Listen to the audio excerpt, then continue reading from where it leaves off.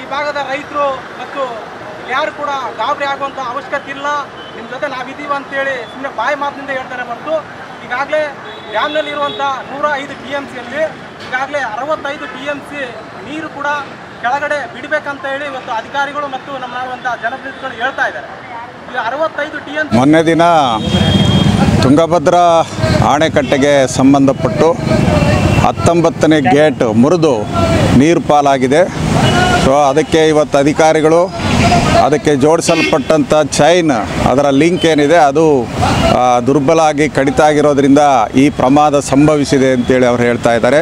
ಇದನ್ನು ಸರಿಪಡಿಸಬೇಕು ಅನ್ನೋದಾದರೆ ಈಗ ಏನು ಜಲಾಶಯದಲ್ಲಿ ಸಂಗ್ರಹ ಆಗಿರ್ತಕ್ಕಂಥ 100ಕ್ಕೂ ಹೆಚ್ಚು TMC ಅಡಿ ನೀರೇನಿದೆ ಅದರಲ್ಲಿ 60% ಅಂದರೆ ಸುಮಾರು ಒಂದು 65 TMC ಅಡಿಯಷ್ಟು ನೀರನ್ನು ಖಾಲಿ ಮಾಡ್ದೇ ಅದನ್ನು ರಿಪೇರಿ ಮಾಡೋಕ್ಕೆ ಆಗೋದಿಲ್ಲ ಅಂತಕ್ಕಂಥ ಒಂದು ಅಸಹಾಯಕತೆಯನ್ನು ಅವರು ವ್ಯಕ್ತಪಡಿಸಿದ್ದಾರೆ.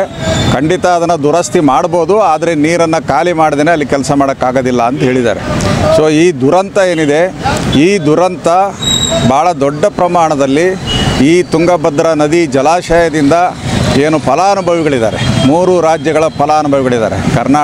ಕರ್ನಾಟಕದಲ್ಲಿ ಕೊಪ್ಪಳ, ರಾಯಚೂರು, ಬಳ್ಳಾರಿ ಜಿಲ್ಲೆಯ ಫಲಾನುಭವಿಗಳಿದ್ದಾರೆ. ಇದರಲ್ಲಿ ಎಡದಂಡೆ ಮೇಲ್ಮಟ್ಟದ ಕಾಲುವೆ ಮತ್ತು ಕೆಳಮಟ್ಟದ ಕಾಲುವೆ, ಹಾಗೆಯೇ ಬಲದಂಡೆ ಮೇಲ್ಮಟ್ಟ ಮತ್ತು ಕೆಳಮಟ್ಟದ ಕಾಲುವೆಯ ರೈತರು ಇದ್ದಾರೆ. ಅದೇ ರೀತಿಯಲ್ಲಿ ಇವತ್ತು ಆಂಧ್ರ ಮತ್ತು ತೆಲಂಗಾಣ ರಾಜ್ಯದ 3 ಜಿಲ್ಲೆಗಳ ರೈತರು ಕೂಡ ಇದರಲ್ಲಿದ್ದಾರೆ. ಒಟ್ಟು 30 ಲಕ್ಷ ಎಕರೆ ಪ್ರದೇಶ ಈ ಒಂದು ಜಲಾಶಯದಿಂದ ನೀರಾವರಿಗೆ ಒಳಪಡ್ತಾ ಇದೆ. ಈ 30 ಲಕ್ಷ ಎಕರೆ ನೀರಾವರಿ ಪ್ರದೇಶದ ರೈತರು ಈ ಒಂದು ದುರಂತದಿಂದ ಭಾಳ ದೊಡ್ಡ ರೀತಿಯ ಆತಂಕಕ್ಕೆ ಒಳಗಾಗಿದ್ದಾರೆ. ಒಂದೊಂದು ಎಕರೆಗೆ 1 ಲಕ್ಷ ರೂಪಾಯಿ ಇವತ್ತು ರೈತರಿಗೆ ನಷ್ಟ ಆಗ್ತದೆ ಅಂತೇಳಿ ಪರಿಗಣಿಸಿದರೆ ಇವತ್ತು ಒಟ್ಟಾರೆ 30,000 ಕೋಟಿ ರೂಪಾಯಿಯಷ್ಟು ಈ ದುರಂತದಿಂದ ನಮ್ಮ ರೈತರುಗಳು ನಷ್ಟ ಅನುಭವಿಸಬೇಕಾದಂಥ ಪರಿಸ್ಥಿತಿ ಉಂಟಾಗಿದೆ.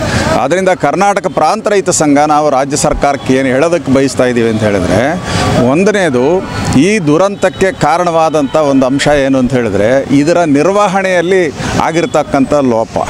ಈ ನಿರ್ವಹಣೆಯಲ್ಲಾಗಿರ್ತಕ್ಕಂಥ ಲೋಪದಿಂದಾಗಿ ಈ ಪ್ರಮಾಣದ ದುರಂತ ಇವತ್ತು ಸಂಭವಿಸಬೇಕಾಗಿ ಬಂದಿದೆ. 2019ರಲ್ಲಿ ತುಂಗಭದ್ರಾ ಅಣೆಕಟ್ಟೆಯ ಎಡದಂಡೆ ಮೇಲ್ಮಟ್ಟದ ಕಾಲುವೆ ಬಳಿನೇ ಅಲ್ಲಿಯೂ ಕೂಡ ಇದೇ ರೀತಿಯ ಸಣ್ಣ ಪ್ರಮಾಣದ ಒಂದು ದುರಂತ ಸಂಭವಿಸಿ ಆ ಎಡದಂಡೆ ಮೇಲ್ಮಟ್ಟದ ಕಾಲುವೆಯ ರೈತರಿಗೆ ನೀರಿನ ಕೊರತೆ ಉಂಟಾಗಿದೆ. ಆವಾಗಲೇ ಇವರು ಎಚ್ಚೆತ್ತುಕೊಂಡು ಇಡೀ ಅಣೆಕಟ್ಟೆಯಲ್ಲಿ ಬರ್ತಕ್ಕಂಥ ಎಲ್ಲ ಗೇಟ್ಗಳ ಪರಿಸ್ಥಿತಿ ಏನಂತೇಳಿ ಪರಿಶೀಲನೆ ಮಾಡಿ ಅದನ್ನು ಸುಧಾರಿಸೋದಕ್ಕೆ ಪ್ರಯತ್ನ ಮಾಡಿದರೆ ಇವತ್ತು ಈ ದುರಂತ ಸಂಭವಿಸ್ತಾ ಇರಲಿಲ್ಲ. ಸೊ ಇದರಲ್ಲಿ ಭಾಳ ಸ್ಪಷ್ಟವಾಗಿ ಈ ನಿರ್ವಹಣೆಯಲ್ಲಿ ಆಗಿರ್ತಕ್ಕಂಥ ನೆಗ್ಲಿಜೆನ್ಸ್ ಏನಿದೆ, ಬೇಜವಾಬ್ದಾರಿತನ ಏನಿದೆ, ನಿರ್ಲಕ್ಷ್ಯ ಏನಿದೆ ಅದು ದಾಳಾಗಿ ಇವತ್ತು ನಮಗೆ ಕಾಣಿಸ್ತಾ ಇದೆ.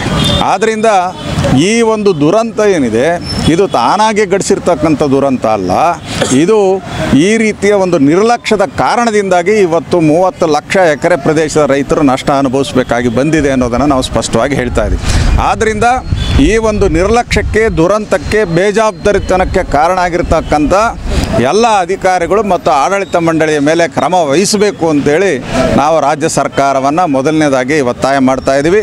ಈ ದುರಂತವನ್ನು ಪರಿಶೀಲನೆ ಮಾಡೋದಕ್ಕೆ ಒಂದು ತನಿಖೆಯನ್ನು ಕೂಡ ಮಾಡಬೇಕು ಅಂತೇಳಿ ಕೂಡ ರಾಜ್ಯ ಸರ್ಕಾರವನ್ನು ಒತ್ತಾಯ ಮಾಡ್ತಾ ಇದ್ದೀವಿ.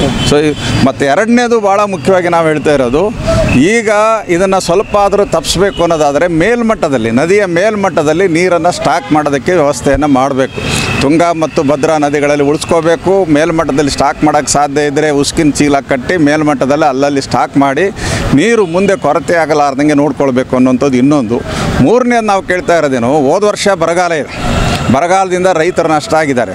ಈಗ ಮತ್ತೆ ಈ ನೀರಿನ ನಷ್ಟದಿಂದಾಗಿ ಅವರು ಆತ್ಮಹತ್ಯೆ ಮಾಡ್ಕೊಳ್ತಕ್ಕಂಥ ಪ್ರಕರಣಗಳು ಜಾಸ್ತಿ ಆಗುವಂಥ ಸಂಭವ ಇದ್ದಾವೆ. ಆದ್ದರಿಂದ ಅವರು ಸಾಲ ಮನ್ನಾ ಮಾಡೋದಕ್ಕೆ ಕೂಡ ರಾಜ್ಯ ಸರ್ಕಾರ, ಕೇಂದ್ರ ಸರ್ಕಾರ ಜಂಟಿಯಾಗಿ ಪ್ರಯತ್ನ ಮಾಡಬೇಕು ಅಂತೇಳಿ ನಾವು ಒತ್ತಾಯ ಮಾಡ್ತೇವೆ. ಬಳ್ಳಾರಿಯ ನಿರಂತರ ಸುದ್ದಿಗಾಗಿ ಬಳ್ಳಾರಿ ಬೆಳಗಾಯಿತು ಚಾನೆಲ್ನ ಸಬ್ಸ್ಕ್ರೈಬ್ ಮಾಡಿ ಹಾಗೂ ಬೆಲ್ ಐಕಾನ್ ಒತ್ತಿ.